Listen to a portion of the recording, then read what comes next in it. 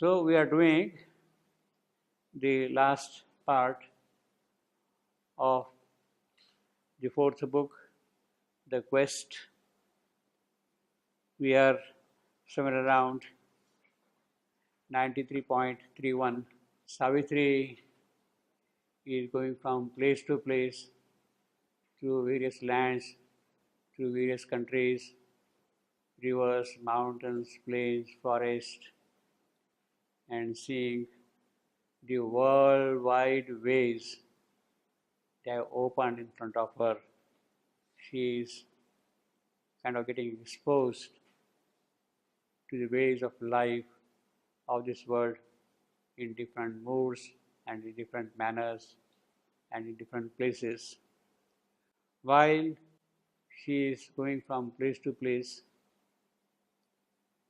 she also remembers deep within her soul that this is not for the first time that she is going from place to place. She had been going in her past attempts also. Therefore, she has got the complete memory of what had happened in the occult past. She knows that already. Now, as I said last time, there are three important things which are taking Savitri from place to place in the attempt to find her life's partner here, the quest. The first thing is, of course, there is the presence from above which is constantly guarding her, taking care of her, all her movements. Presence, P capital. The divine presence is there, all the divine Shakti.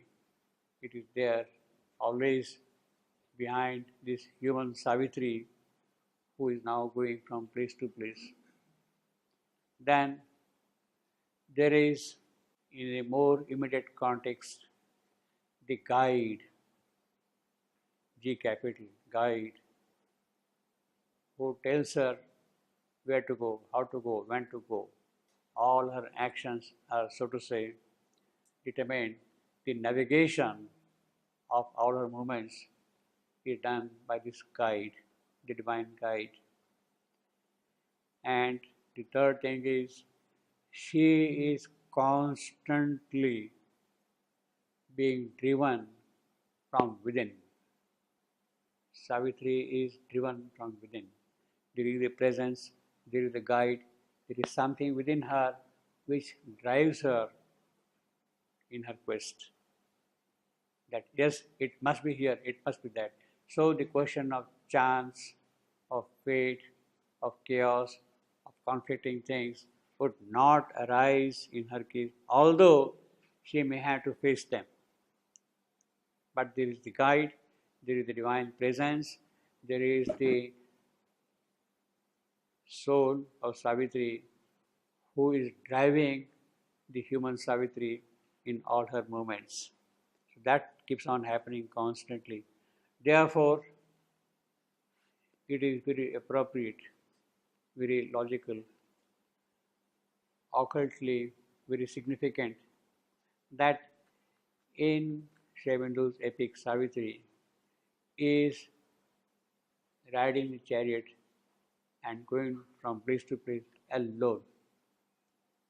The retinue, the royal convoy is not mentioned at all in Sri Aurobindo Savitri, because the occult meaning is that there is something else which is leading her in a journey on her path.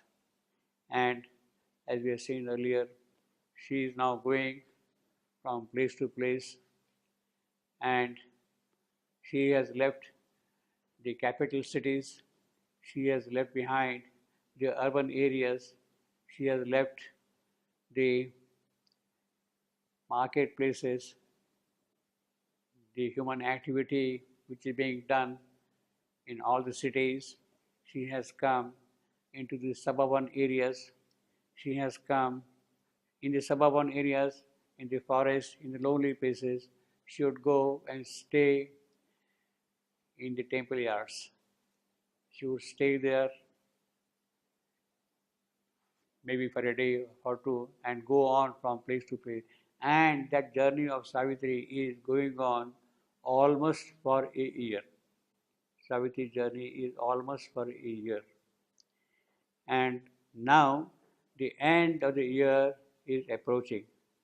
She is on the verge of discovering the one whom she had been searching through all her movements throughout the journey scene. So we are here now at a place where there is very little habitation, lonely place, forest, quiet, a place meant for inward development, inward growth, a place like Auroville. It is meant to be that way. You see. Of the ancient times, you see, if you and if fit inhabitants she called to share the glad communion of her peace. The breath, the summit were their natural home. 99.31. Now, she, a few and fit inhabitant, she of course stands for nature. The previous description is pertaining to the surroundings, the nature through which Savitri is moving. Her chariot is running speedily. And what does she say there? What does the poet rather tell us? That in that place, it is the land, as I said earlier, for doing tapasya.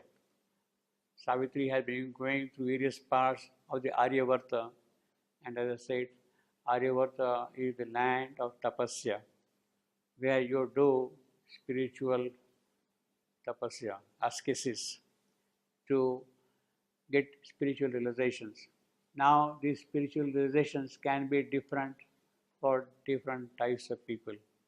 And we have here a description now of those various categories of people seeking spiritual growth and spiritual progress and spiritual possibilities. So the first in the category is the king sages. The king, the strong king sages from the labor done, freed from the warrior tension of the task, came to her serene stations in the wilds. The strife was over, the respite lay in front. King sages, see, in the earlier traditions of spirituality, people who had different types of realizations, they were addressed accordingly. King sages would mean Rajarshi. Like that, there are number of types of sages: Rajarshi, Brahmarshi, Maharshi. They're all different grades of spiritual sages. You see that way. So here, first, what we are meeting first are the king sages. King, Rajarshi, Raja, the person who has lived a rich, royal life, active life in the world, and now it is time for him to retire from that life and go to the forest and stay there for his spiritual growth, for the spiritual pursuit. That was taken as a kind of a necessary step by every member of the society. Different grades of people doing different functions. The first stage of life in the Indian tradition is of learning, of education, brahmacharya, of growing up to the boyhood stage, acquiring knowledge of the world, preparing yourself to launch into life. That is the first stage. The second stage is the household life in the nutrition. So first stage is roughly from the birth to about 25 years of age. You have acquired all the worldly skills, built up proper health, you are a master of things now, and now you can launch into life, the dynamics of life, all the conflicting issues of life you are able to face, ruling, commerce, whatever is required, technology, that is being pursued in the second phase. Grahastha, that is the name in the invitation, household life. And that goes on roughly up to the age of 50. The first is 25, another 25, household life. Then at that time, people would retire from active life and hand over all the responsibilities to the next generation. This is my kingdom. I ruled it for 25 years. Now you take charge of it. He would not continue to be the king after that because he has other things now to do. So he goes into the forest and stays there. And that is called Vana Prastha. Vana means forest. Prastha. He is now moving into the forest. So these king sages here, what we have got here, now they have just entered into the forest life. They have become Vanaprastha. They have handed over the charge of the kingdom to their son or whosoever it be, and he is going to rule it. Of course, these people, although they have accepted now, they have entered into the life of spiritual growth, they are still accessible to the people of the world, to the household people for advice, for consultation. If you have a problem, you can go and consult them. And they would do that. They would not abandon that kind of a thing. They were not ascetics detached from those things at all. They would give advice to them, you see. So these strong king sages from their labor done of ruling, freed from the warrior tension of their task. You see, this is what happens. Warrior tension of their task. See, it's not an easy life, it is a tension all the while, you see. Ruling also, you see, is a tension all the while. Came to her serene stations in the wild forest, in the lowliness of the forest, with animals, birds, rivers, mountains, and all that thing. In that lonely retreat, they have come now to have sessions with her, to live in that company, to grow in that atmosphere. The strife was over, the respite lay ahead for them, for the purpose.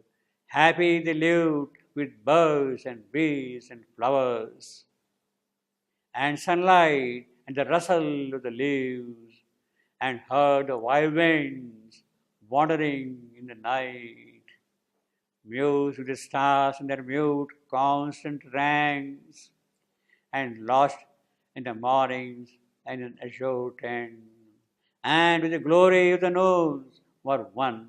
So that is the description of the serene sessions with nature these king sages would have in the beginning. Very beautiful poetry. Happy they lived with birds and bees and flowers. See the rhythm also. And sunlight and the rustle of the leaves, and heard the wild winds wandering in the night. Wild winds wandering in the night. See the alliteration of WWW and all that. You see, very beautiful. Mute stars in their mute, constant rank. So in the daytime, what happens? The midday, what happens? In the evening, what happens? In the night, what happens? The whole description is there. You see, mute stars in their mute, constant rank, and lost in the mornings, as in azure tent. As if the whole thing is an azure tent under which they are sitting and living. You see, and with the glory of the noons were one. They had identified totally with nature, see. And among these king sages, or those people who are living, you see, he says, a few and fit inhabitants nature had called. So one set of people are those king sages.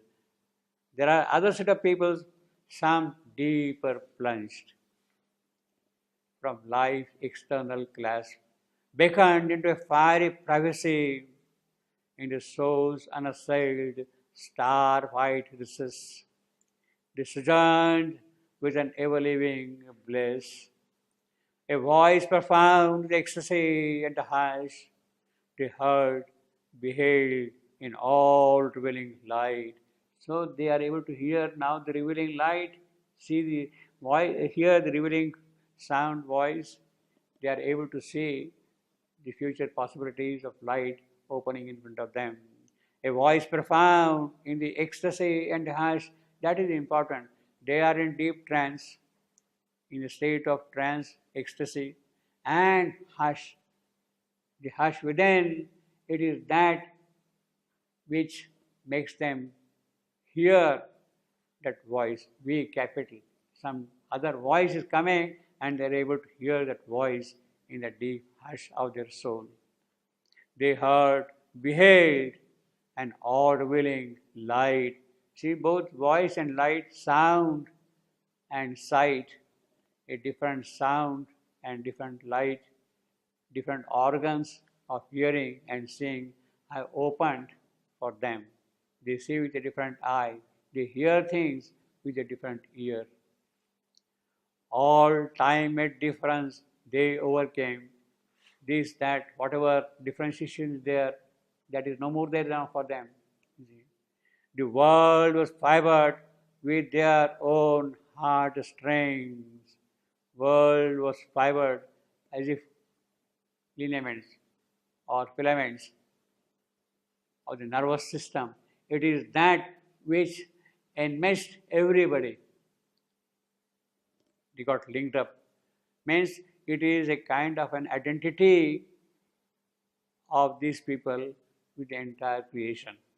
The world was fibered with their own heart strings, close drawn to the heart that beats in every breast, so they could hear what is happening within your heart. Well, they read oneself in all through boundless love. That is the quality, the boundless love. Everywhere it is that which holds them together. That oneness of love is there, not of mind, not of action, but of intimate. It need not be even expressed, but it is there all the while, that love. And then attuned to silence and the world rhyme. See, again, it goes to a different level altogether, the poetry. Attuned to silence, silence, the spiritual silence, where the mind has become quiet. It is a silent mind. It is to that which they are attuned, to the world rhyme, and it is that they see the movements, the actions of the world itself. They loosen the knot of the imprisoning mind. Obviously, when the mind has fallen silent, the knots of mind got loosened. Unsealed was nature's great spiritual eye. That is what has happened. A new eye has opened, and it is that new eye they are seeing the entire creation around, the rivers, mountains. They are seeing differently now, not with the physical eye, but the eye which is there within the eye which is there behind the eye. It is that eye now which is seeing everything. Unsealed was nature's great spiritual eye. To the height of heights rose now their daily climb. This is wonderful. You see, they're climbing up, up, up, and daily, constant growth is there. Height of heights rose now their daily climb. Truth leaned to them. So while they are climbing up, what happens? There is a response from above. Truth leans down from her supernal realm. Her stands for truth. Truth is feminine. So truth leans down when they start climbing up height above height. So it is both ways. Even while the truth is coming down, it also makes them go further up, climb up another height, another height, another height. Above them blaze eternity's mystic suns. So from the top of these mountains, on the summits, on these peaks, what do they see there? They see eternity, mystic suns ablaze. You are on the top of the mountain and you see only the mystic suns ablaze. Now, of course, here we have got suns, plural. Suns is plural. Normally, we have only one sun. In fact, we have only one sun. In the physical sky, we have only one sun. But here is talking of suns. Now, sun in the mystic poetry is a symbol for something spiritual. Sun of beauty, sun of love, sun of joy, sun of truth, sun of power. So all these suns now of love, beauty, truth, joy, all the suns, they start blazing as they start climbing up, and as the truth leans down from above, the suns become ablaze. So this is the kind of spiritual attainments they already have. In other words, they are rising in the spiritual merit to get the light of the spiritual sun himself directly. And he says, eternity's mystic suns. Eternity's mystic suns, it means that they should be really supramental suns of power, love, beauty, joy, which is shining for them. So these are the kind of spiritual attainments these people have. A few who had come here. Then, namely the austere ascetics. This is another class of people, the ascetic. There are people who are engaged, but there are people who kind of remain now detached, aloof from all the activities. Namely the ascetics. Without home, they have given up everything. They may not even have hermitage. They may not even have a hut. They may be one day here, next day there, next day there, wandering also. Free, nothing. Abandoning speech and motion and desire, mauna, speech. They abandon speech means they have become mauna. They would not speak at all. And of course, motion, they would stay at one place here. And desire, they are free of desire, obviously. See. No want, no longing, no yearning. I must have this, I must have that. Not even the spiritual power. I must have this spiritual capacity or that spiritual. Not even that. That desire is also not there with them now. They have totally given up themselves to the divine in that sense.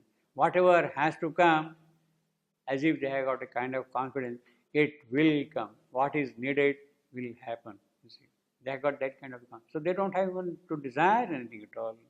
Aloof from creatures, set absorbed, alone, immaculate in tranquil heights of self, tranquil heights of self.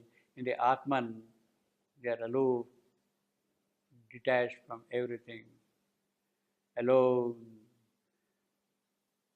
immaculate in tranquil heights of self.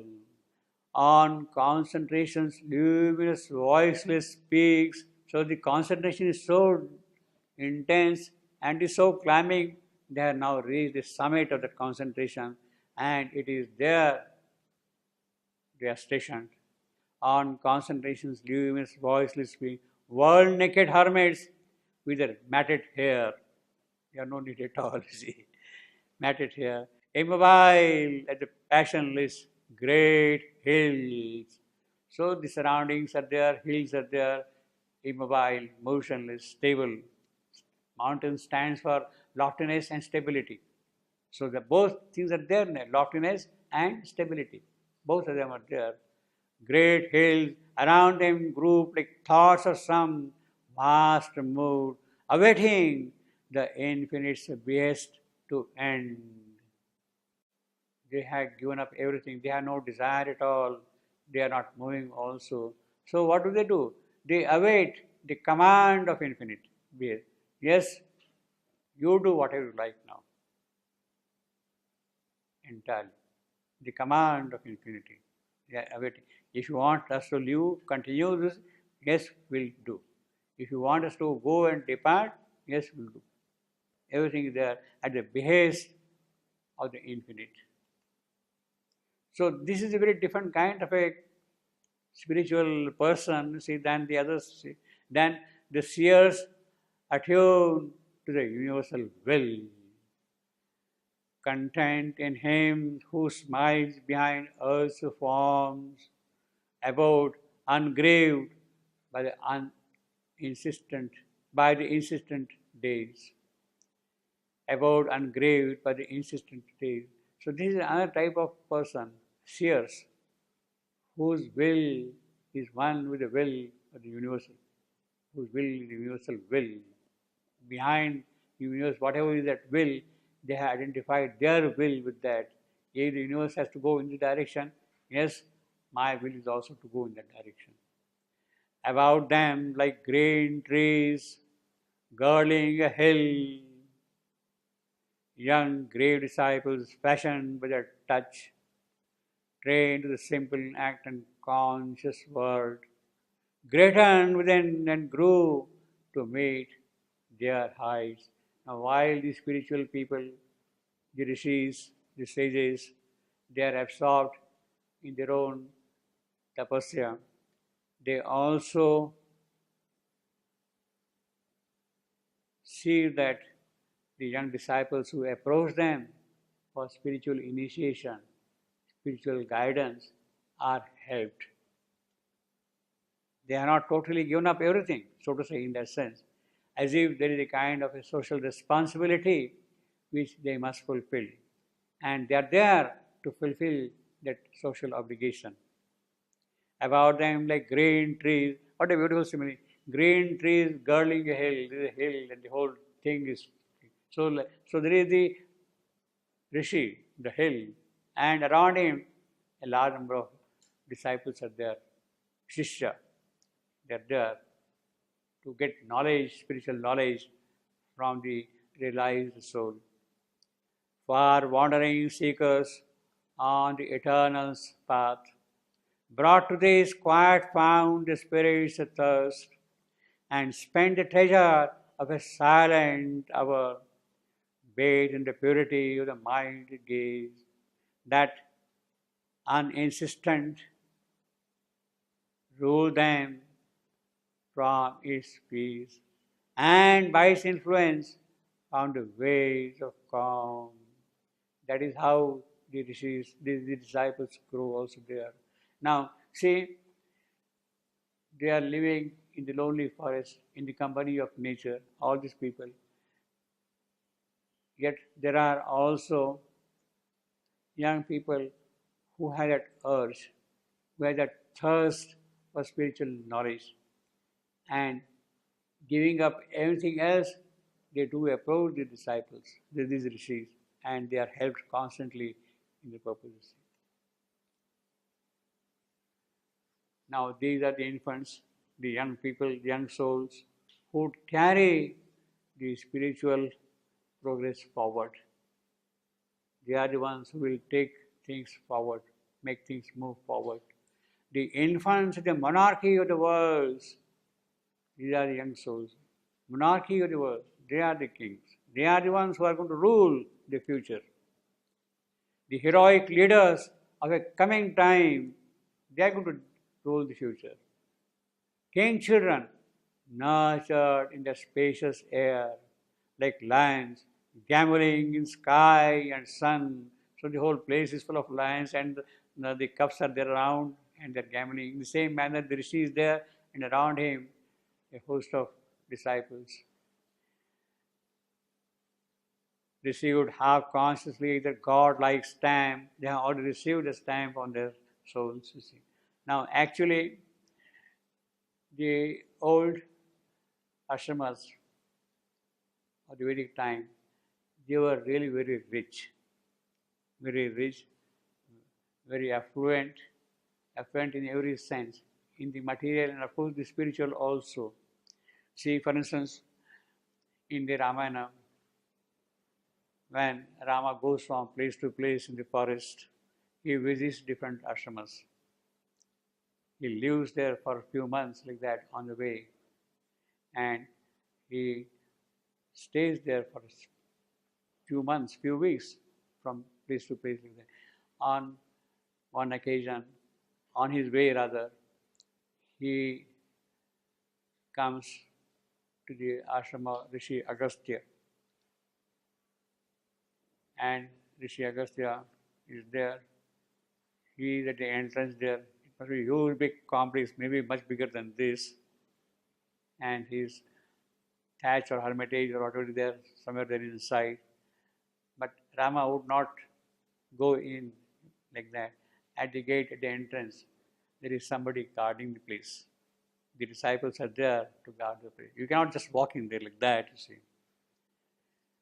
There will be somebody guarding the place there. So, when Rama, Sita and his brother Lakshmana, they come to that place, then the disciple at the gate, he asks, makes inquiries, who you are, etc., all that thing. And he goes back to Rishi Agastya and tells him there are some guests waiting outside. They will try to come and meet you with that. And then the disciple narrates the whole thing to the Rishi, and the Rishi says, yes, they can come. He is given the permission. And then Rama goes there. He stays there a long time in the ashram of Rishi Agastya. And there, he is a young man, Rama, maybe about 25 or so, recently married, about to become the prince, crown, king, and he has been exiled. So he enters the palace, enters the ashram and stays there for some time. There, then, the Rishi kind of initiates him into spiritual ways of doing things. Not in an obvious manner, but inwardly. And then he says, this is Indra, this is Agni, this is Vayu. He kind of introduces him to all those Vedic gods and goddesses. Here is the temple for Agni. Here is the temple for Indra. He introduced them. He kind of showed them all those gods and goddesses there. He has a rapport, connection with them immediately there. And then, after his stay, it is time for him to go to the other place now. He has stayed there for some time. Then, when the time of departure comes, then Agastya's wife, Lopamudra, she gives her ornaments to Sita as a parting gift. You have come as a royal guest to my house, and please accept these presents from me. So gives her ornaments to her. When Sita had left the palace, she had abandoned everything and kept back in the palace. Her ornaments, her jewelry, everything she had kept back. And she was wearing simple clothes and going. But here, the Rishi's wife gives her all those rich ornaments, jewelry, whatever is there. And of course, she accepts it. So you can see that the Rishi's ashram was a real, very big place with all these things. There are disciples, there are people who are taking care of the whole property or land, or means the management system itself must have been something very remarkable, you see, to manage such a property, so to say, also. And he had got all the jewelries, everything is there in that place, you see. And yet he is a Rishi. He says, this is Indra, this is Agni, this is Vayu. They are kind of conversing with them, those gods and goddesses, constantly, you see, those people. Yeah. So that is what he gets. This is how the disciples here in the company of these Rishis acquire when they are staying with them. This is knowledge they get immediately from the accomplished souls, for the realized souls, you see. And later on, to continue the story of Ramayana, you see, Sita has those ornaments with her, and then later on, when she is abducted, as you know the story, then she is being carried by Ravana, and she is worried how Rama will be able to find the direction in which I am being taken in the whole wide world, you see. While she is being carried, she drops those ornaments at different places from her body. And by tracking those ornaments on different places, you could perhaps find in what direction she was being taken, you see. So all these things are interlinked. The poetry is also very beautiful. The story is also very well knit, very tight story, you see. Nothing is superfluous, you see. It is not just decoration for the sake of decoration also, you see. Same thing here also. This is what we have here also, you see. The infants of the monarchy of the world, the heroic leaders of a coming time, king children, nurtured in the spacious air like lions gambolling in the sky and sun, received half consciously their godlike stamp. He says, half consciously, godlike stamp, formed in the type of the high thought they sang. They learned the wide magnificence of mood that makes us comrades of the cosmic urge, no longer chained to the small separate cells, plastic and firm beneath the eternal hand, met nature with a bold and friendly clasp. So they are clasping the nature and served in her the power that shapes her work. The power which works in nature, it is that they are serving the disciples already seen. One soul to all and free from narrowing bonds, large like a continent of warm sunshine, in wide equality's impartial joy. These sages breathe for God's delight in things. They are not abandoning the world, the objects, the material creations, the animal, the bird, the river, the mountain. They are not abandoning. What is God's delight in them?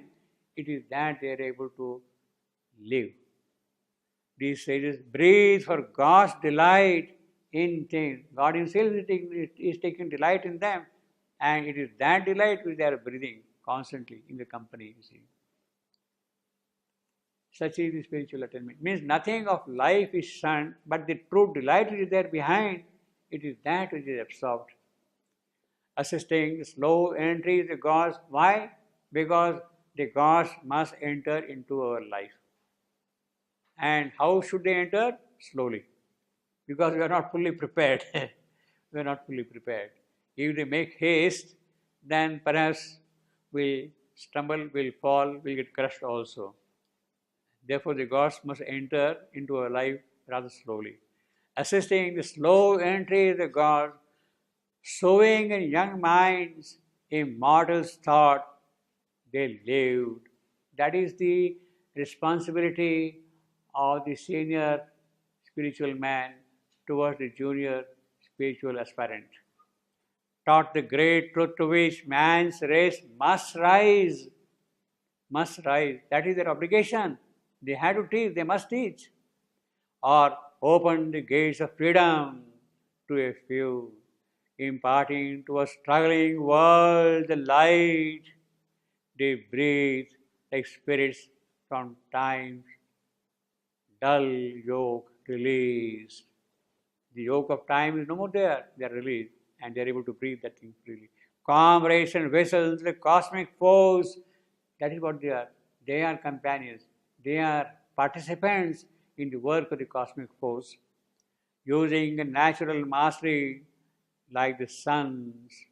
Their speech, their silence was a help to earth. Whether they are speaking or whether they are remaining silent, both are help to this creation, to the earth, to this world.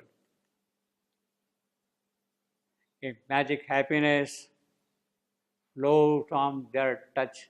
Yes, if the Rishi touches you, you experience magic happiness. Oneness was sovereign in the sylvan peace. The wild beast joined in friendship with its prey. That is the beauty of it. A serpent and a mongoose, they will live together. They are normally enemies, but the spiritual power, the spiritual peace, the spiritual atmosphere is so strong that they would live together. The deer and the tiger, they will sit together in the presence of the Rishi. They will stay together. The deer and the tiger, they will stay together. They will not pounce upon each other because that vital instinct, that vital desire has been conquered by the enormous intensity of peace which is present in surroundings. That vital is totally conquered by the peace itself which is there. It is all pervasive. So you don't see that thing as a prey at all. You see, you don't see that thing as a peace at all. It is a peace, that intense peace which governs their movements. In fact, there is a very beautiful description of this in the Ramayana itself. How in the ashram of Rishi, all these enemies in the normal life, they live together.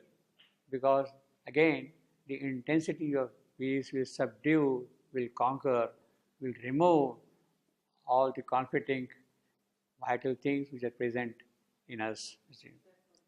Yeah, that is the important thing. We don't have that, you see. We don't have that. So we keep on constantly pouncing, you see. Demanding the pound of flesh also, all the while. The wild beast joined in friendship with its prey, pursuing the hatred and the strife to see, no, you have no place now. Strife has no place now. Hatred has no place now. You better stop. The love that flows from one mother's breast, healed with their hearts, the hand and wounded heart and wounded world. That is what that love does, you see. Actually, the affinity is such that they become a part of your life, part of your household. See, it is something like this, which is important to recognize. Why the Indians don't eat cow meat? It is a household animal. He is a member of my house. I live with him, with her, all the while. The animal. How can I kill and eat that? It is like eating my own cousin, my own neighbor, my own person. Impossible. I cannot eat that. Because the whole thing has become so one. The horse, he is a part of your family. You are living with him. You won't eat horse meat. You won't eat meat. Because it has become a part of your life, you see. So that is the whole, so to say, rational. It's the oneness which is there all the while. See. Heal their hearts, the hard and wounded world. So this is another class of, this is another type of spiritual clan, so to say, or spiritual group. Others escape from the confines of thought. This is wonderful. See, these people have lived with love in the entire world. They have acquired peace which pervades the whole nature. And it is in that peace everybody lives harmoniously with understanding. But then there are others who have now escaped the confines of thought, the boundaries of thought, the limitations of thoughts do not exist anymore for them. To where the mind motionlessly waiting lies of birth. Mind motionless sleeps. The mind has to become quiet, asleep. Silent mind. For what? Waiting for the birth of light. It is not by rational thinking, by mind, by intellect, by reason, by mental faculties. But there is something else beyond that which must take birth and give in knowledge. True knowledge will come in that light. To where mind motionless sleeps, waiting lies to birth, and came back quivering with a nameless force. Once that thing is there, the mind has fallen silent, then the force enters in them fully. Came back quivering with a nameless force, drunk with the wine of lightning in the self. Even the body itself now becomes joyous, happy. That peace has entered into this body's cells, drunk with the wine of lightning. It must be very strong wine of lightning entering into them. Intuitive knowledge leaping into speech. So what they speak comes straight from the plane of intuition, not from mental faculty, because mind has ceased, not from mental faculty. It comes from the plane of intuition directly. And then intuitive knowledge leaping into speech, hearing the subtle voice that clothes the heavens. The voice that clothes the heavens. The heaven is clothed by that voice. It is that voice they are able to hear. Carrying the splendor that has lit the suns. What has kindled the suns? That mastic which is there. It is that they are carrying with them in the possession. Carrying the splendor that has lit the suns. They sang infinity's name and deathless powers in meters that reflect the moving worlds. Sighs, sound waves breaking from the soul's great deep. This is a very, very powerful sentence, I must say, extremely powerful, very elaborate. And this is the complete description of a fully realized Rishi, the expression of a Rishi, the Vedic Rishi. It is that what we see in this description. The suktas, the Vedic suktas, they come in that manner.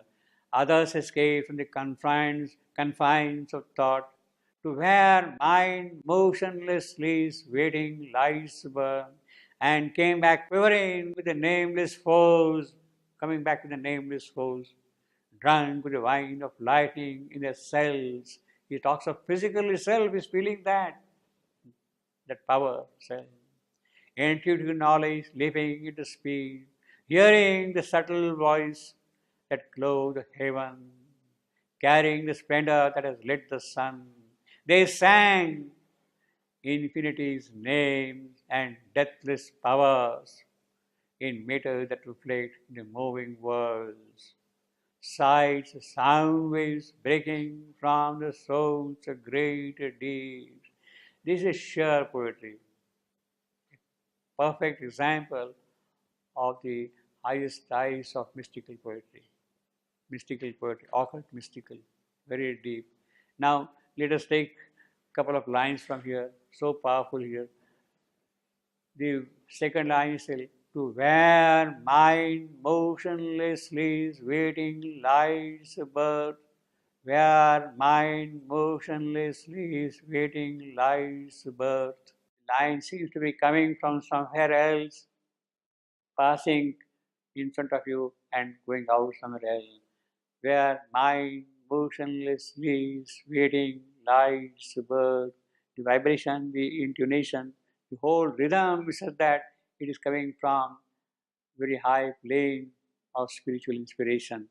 In fact, this is a line which is coming from the overmind plane, proper overmind plane, overhead plane, the highest of the overhead expression, where mind motionlessly is waiting lies birth. Now, this line, from a purely metrical point of view, can be scanned somewhat differently. See, the stresses lie here to where mind, motionlessly waiting, lies birth. The last two words, lies birth, they are heavy, and that forms spondi. Spondi means strong, strong. You see, stress, accented, spondi. The first to where mind motionless sleep. Now you can read, see now this is very beautiful also. It depends upon how you want to read it. Would you like to read to where mind motionless sleeps, or to where mind motionless sleeps? You follow the difference? To where mind motionless sleeps, or to where mind motionless sleeps. It depends upon where you want to join mind, to the first two words or to the next word. And the rhythm changes with that, the sound changes, the quality with that changes, you see. Metrically, if I had to scan this line, I will say to where as one foot. Where carrying a kind of a small accent, which is not there normally. Mind motionless. I will call it mind motionless. That becomes a spondy. Strong, strong. Mind motionless. Sleep. Motionless sleep. That is the third one is short, short, long. Motionless sleep. Waiting. Long, short. Talking. And the last is spondy. That is the kind of a construction I will have when I read to where mind motionless sleep. If I have to put it the other way around, then I will say to where mind, motionless sleep, waiting, light. It doesn't sound well. What is you? Huh? The first one is better, no? See, so you have to connect this thing properly also while reading these words is important. To where mind motionless sleeps, waiting lies birth. That is the scansion I will put, you see. And that has the full force in it. The sound carries, meaning is the same in both the cases. If you kind of coldly analyze it, it doesn't change that thing. But the rhythm, it is that power of poetry. And it is that which we have to absorb while doing Savitri, you see, basically, you see. And then, of course, you see the last line also. Very beautiful line, very strong line, very unusual line. We are taking, let us see, purely from the point of view of metrical composition, this line. Sighs, sound waves breaking from the soul's great deep. See, practically all monosyllabic words, except breaking, you see. Sighs, sound waves breaking from the soul's great deep. See, I mean, kind of keeps on hammering, stressing something constantly. There are many stressed vowels here. Sight, sound, breaking, souls, great, deeps. In fact, if you take waves also as a strong word, sight, sound, waves, breaking. In other words, the first two syllables, sight, sound, they are stressed. Break, waves, break, again, strong. King, from, short, short. The souls, great, deep. So in that scansion, what we have got? You have got one spondy, second spondy, then you have the pyrrhic, then you have an anapes, and again a spondy. Three spondies in one line, that you see. It is that gives sort of force. But I would not really read that line in terms of three spondies. I would perhaps prefer a slight different variation. See, he has put sound waves as a hyphenated word, as a compound. Sound waves as a compound. So it could be natural to pronounce it as sound waves. Instead of sound waves. Sound waves. Side sound waves breaking. See, I mean, you can kind of slightly lower down the pitch there in sound. So side sound is breaking from the soul's great deep. It gives a slightly different rhythm, the whole movement. I don't know which one you would like, whether waves should be accented or not. That is better, no? Giving a little lower stress on waves has a better elegance. Sigh, sound is breaking to the soul's great deeps. It keeps on sort of reverberating then, you see, with that little dip. You see. So this is the poetic art. Now, this is from the point of art, rhythm, how the poetry is there in all this line. But see now, very unusual thing here. Sight, sound waves. Sight, sound waves. Sight has sound, which is important. Sight has sound. In a different manner, one could also say sounds, sight waves. If you like, you can also say, sounds, sight waves. You can also say that, you see. Because in the occult depth, all these senses, they reciprocate each other. What is seen is also heard. What is heard is also seen simultaneously. That is the occult perception of things there. Sight and sound, they don't become separate there in that occult vision, in that occult dimension. They are one, sight and sound. In fact, all the senses. After all, what are senses? We have got five senses. Behind these five senses is one main sense, manasa, the mind. That is the main. It's not brain. Brain receives the signals, but those signals are interpreted or perceived by the mind in us. Mind in us. And that is called the manas. So basically, it is that manas which says all these things. It says simultaneously the color and the sound and the taste and the touch and the feeling, everything is sees the fragrance of the scent, everything it feels at once. At once.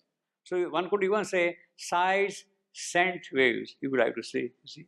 That is what it means. So that is the joy of the mystic poetry. When he says sight, sound is breaking from the soul's great deep, because there are deeps and therefore waves. So there is a kind of a corroboration in the poetic language there, you see. Sight, sound is breaking from the soul's great deep. So this is one class of rishis. Now he is going forward in the description of the various spiritual people who are inhabiting there, who have been fit and few chosen by nature for their growth. Some lost the person and is stripped of thought. They don't even care at all anything. In a motionless ocean of impersonal power. See, another very beautiful line. In a motionless ocean of impersonal power, the vibration comes from somewhere and moves on, goes somewhere else. In a motionless ocean of impersonal power, sat mighty vision with the infinite's light. So they already had the light of the infinity in their eyes. Or comrades of the everlasting will, what the divine will, the higher will, the supreme will wishes to happen, they are comrades, they are participants of that will. They are the participants of that will. Or comrades of the everlasting will survey the plan of past and future time. So they are people who know all the moments of time, time past, time future. They know everything already because they see things with the infinite's light, the light of the infinite. It is with that they see, and therefore they see all the moments of time, the past and the future.